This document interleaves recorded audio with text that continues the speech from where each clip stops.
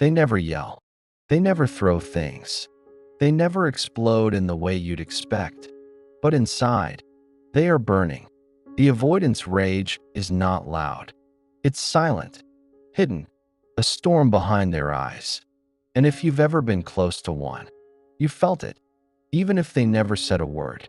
This is the silent rage of the avoidant, and it holds the key to understanding why they push away the ones they love most.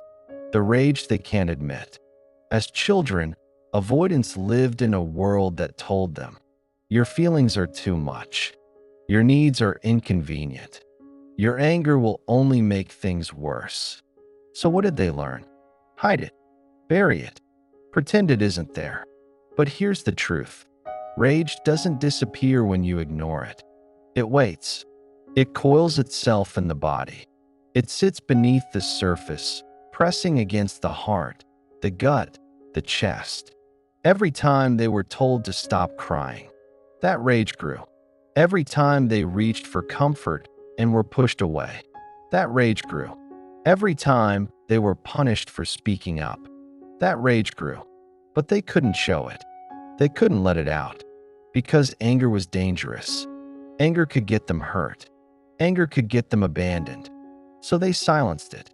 They turned their anger into withdrawal, into stillness, into that frozen calm you see today. But silence doesn't mean peace.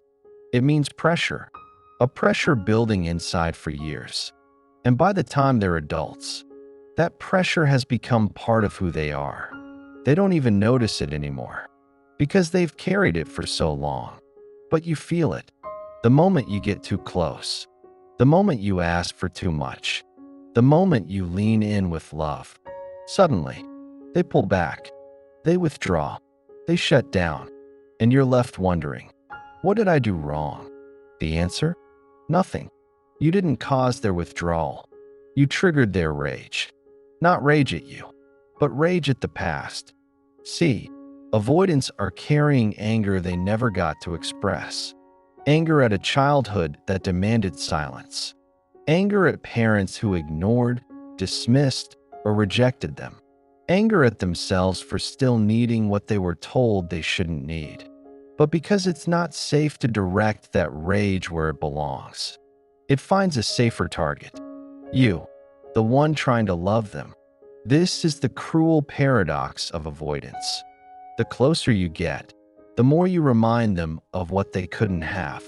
The more they feel the fire of that buried rage. And the more they run. Not because they hate you. Not because they don't care. But because love itself stirs up too much.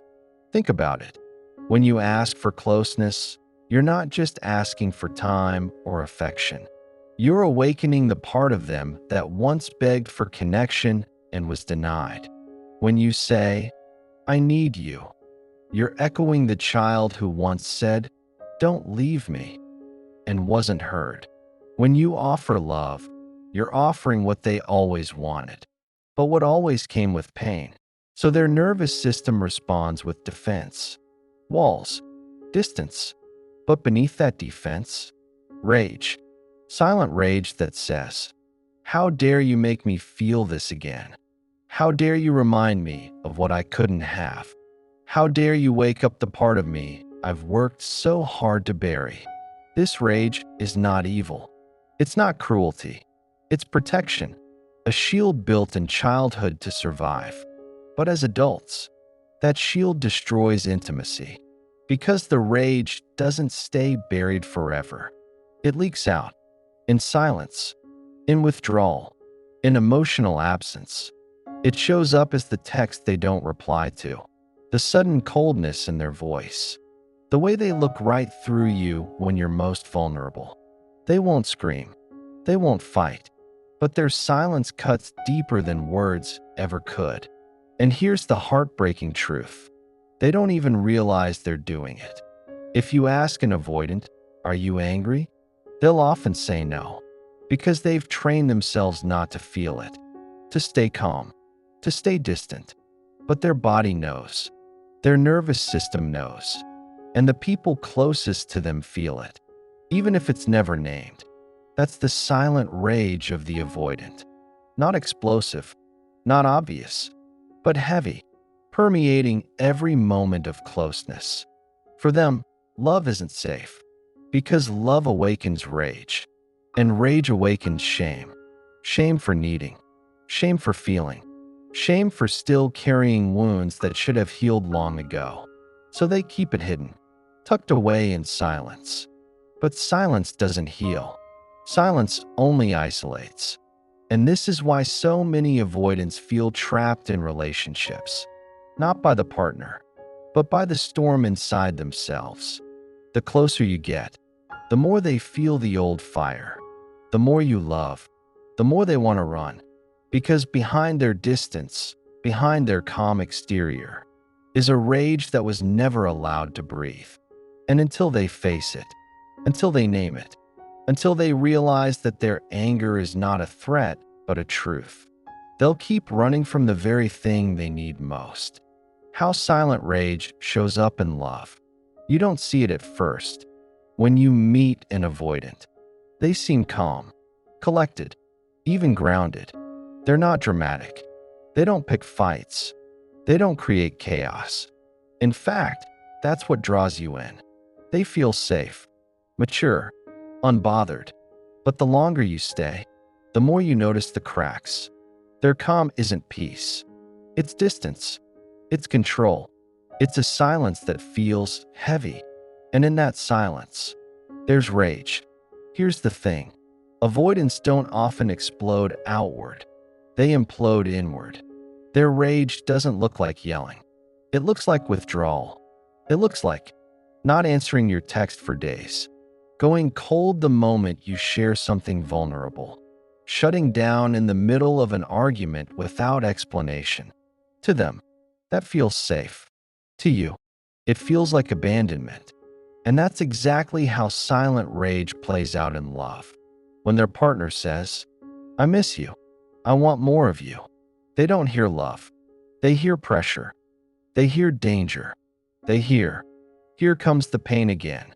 And instantly, that buried rage stirs, not at the partner, but at the wound, at the ghost of childhood telling them, needing is weakness, closeness is unsafe. So instead of leaning in, they retreat. It looks like punishment. It feels like rejection. But in their nervous system, it's protection. Think about the patterns you may have seen. They pull away right after intimacy. They avoid eye contact when things get emotional. They suddenly seem busy with work, friends, or other plans when the relationship gets deep. On the surface, it looks like disinterest. But beneath the surface, it's silent rage at being asked to feel again. That rage says, "Don't trap me. Don't expose me. Don't make me relive what I buried." Here's what makes it even more confusing.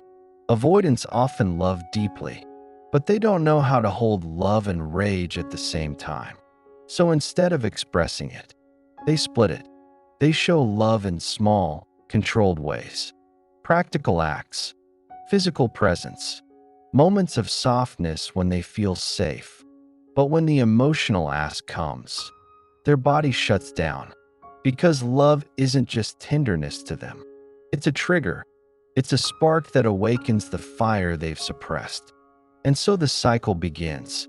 The partner feels the distance and asks for more closeness. The avoidant feels pressure and withdraws. The partner chases harder.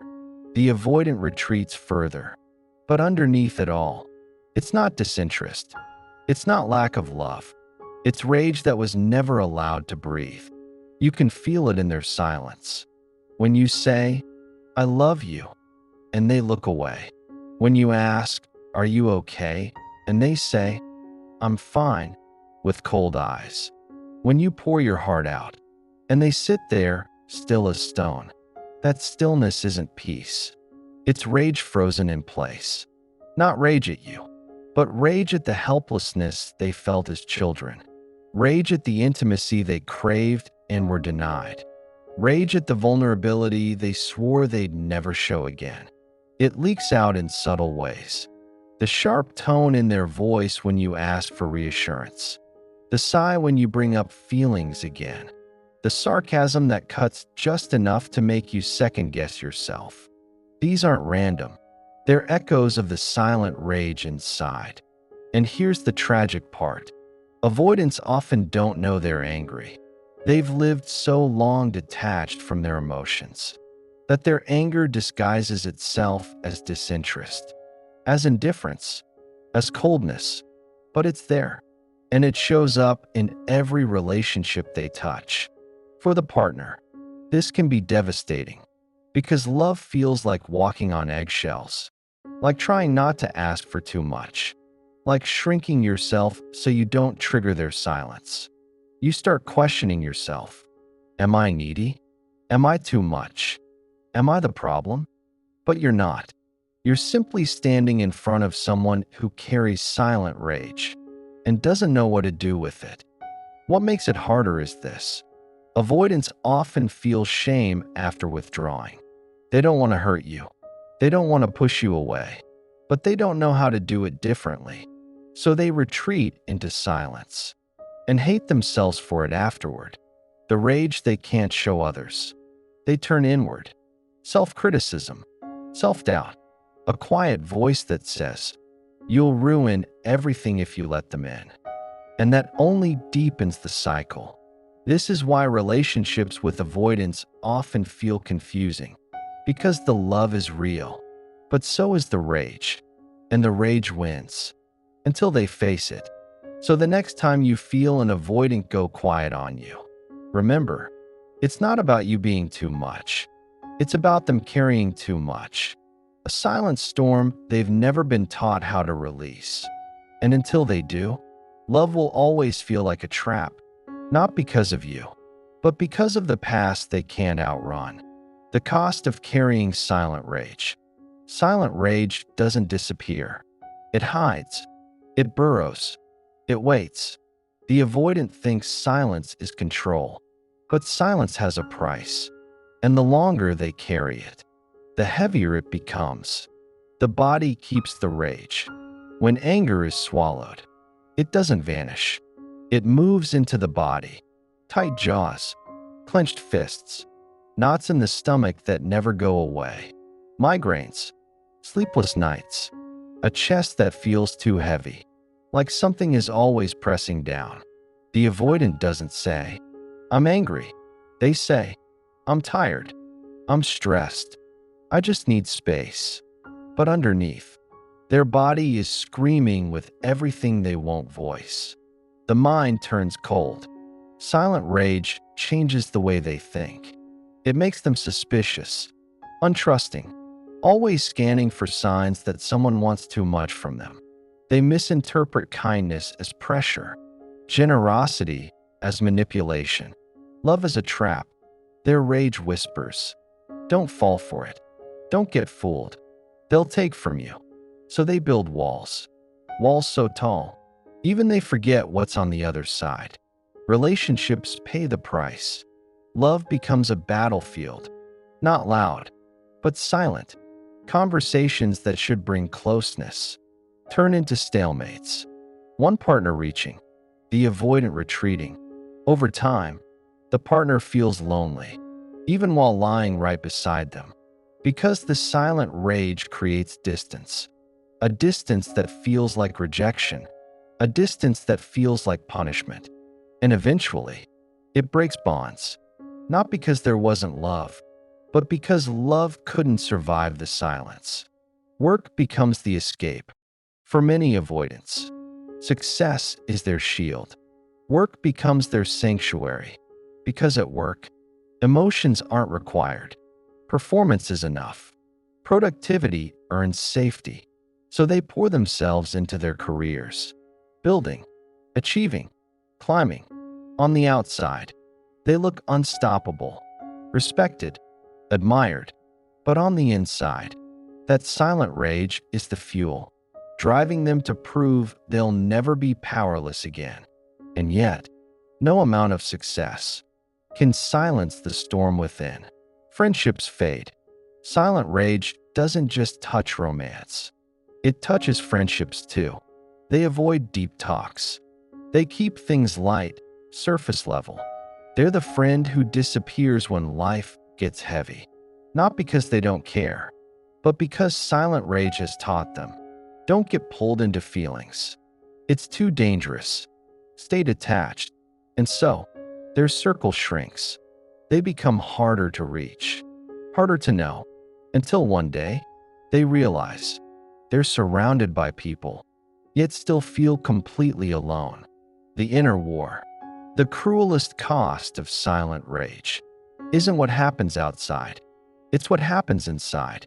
Because deep down, avoidants don't want to be cold. They don't want to push love away. They don't want to feel trapped in their own silence. They crave closeness. They crave safety. They crave the release of finally being able to say, I'm angry. I'm hurt. I'm scared. But the old survival voice stops them. It says, don't you dare. It's not safe. You'll lose everything. And so they split in two. One part longing for love. One part terrified of it. One part aching to open up. One part raging at the thought of being vulnerable. It's a war that never ends. The hidden shame. Every time they withdraw, the avoidant feels the weight of shame.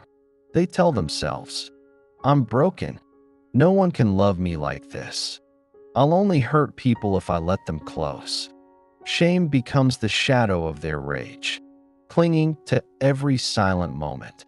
And the more shame grows, the harder it becomes to break free. Because now it's not just rage at others. It's rage at themselves. The slow burn of loneliness. Silent rage doesn't explode. It burns. Slowly. Quietly. It erodes connection. It hardens the heart. It convinces the avoidant that distance is safety, even as they ache for closeness. And over years, that loneliness becomes unbearable. The avoidant may not admit it, but deep down they know the silence that once kept them safe is now the very thing keeping them stuck. That's the cost. Silent rage is not harmless. It steals love. It steals peace. It steals the chance to feel alive, all while keeping the avoidant frozen in survival. How silent rage can finally be released. For years, the avoidant has believed silence is safety. That swallowing words keeps peace. That shutting down keeps control. That distance keeps them from being hurt. But silence isn't peace. It's pressure, a volcano that never erupts, but keeps shaking beneath the surface. So how do they release it? How do they finally stop carrying what was never meant to be carried alone? Step 1. Naming the storm. The first step is the hardest, because the avoidant has spent a lifetime pretending nothing is wrong, pretending they're fine, pretending they don't care. But the body knows, the silence knows, and the rage is always there, even if unspoken. Naming it doesn't mean screaming.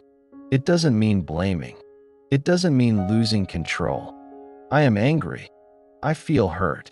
I needed more, and I didn't get it. For the avoidant, even saying those words out loud feels impossible. But it's the doorway, the crack in the wall where light can finally get in. Step 2. Finding safe places. Avoidants don't release rage where it feels dangerous. They need safety first. And safety doesn't mean perfect people.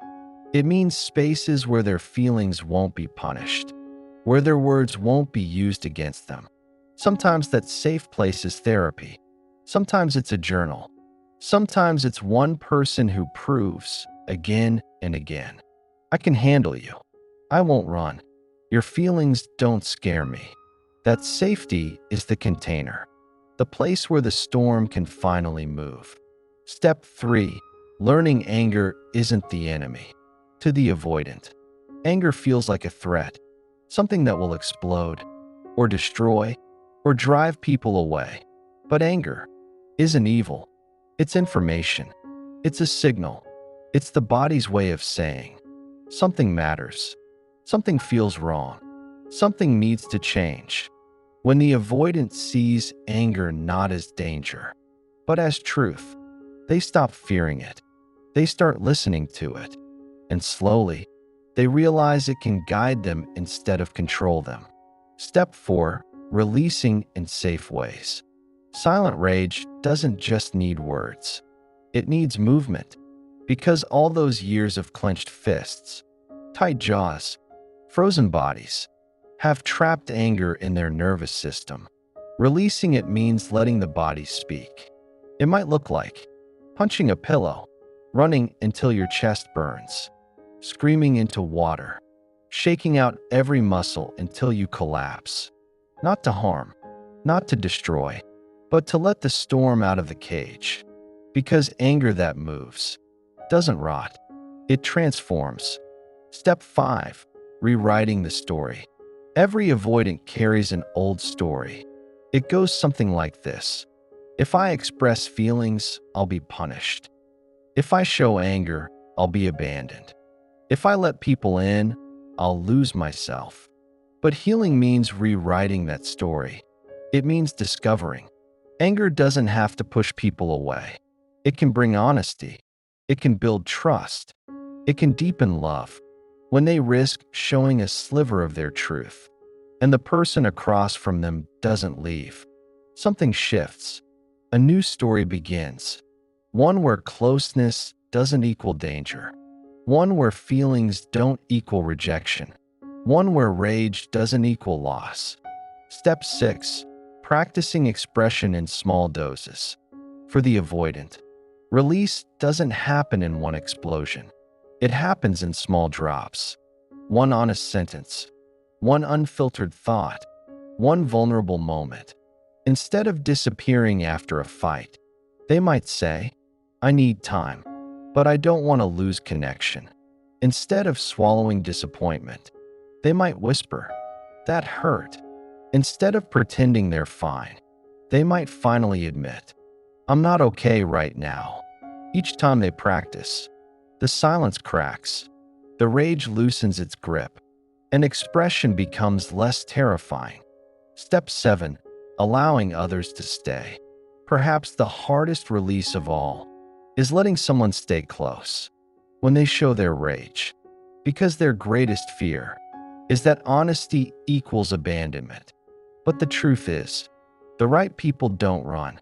The right people don't punish. The right people don't shame. When they see the avoidance storm, they don't leave.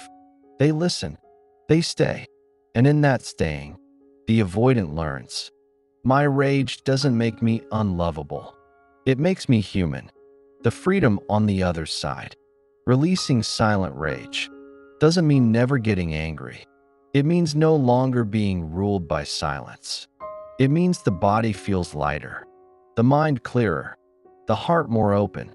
It means relationships don't collapse under the weight of unspoken storms. It means love can actually feel safe, because it's built on truth, not pretense. It means the avoidant can finally feel, without fear of drowning. And perhaps most powerfully, it means they no longer need silence as survival. They can speak. They can release. They can live. What lies beneath the silent rage? Beneath the silence? Beneath the shutdown? Beneath the walls and the distance? There is not hatred. There is not cruelty. There is not coldness. There is longing. There is grief. There is love that has been trapped for too long. Rage is a disguise. The avoidance rage is not what it seems. It's not really about the small fight, or the unanswered message, or the feeling of being controlled.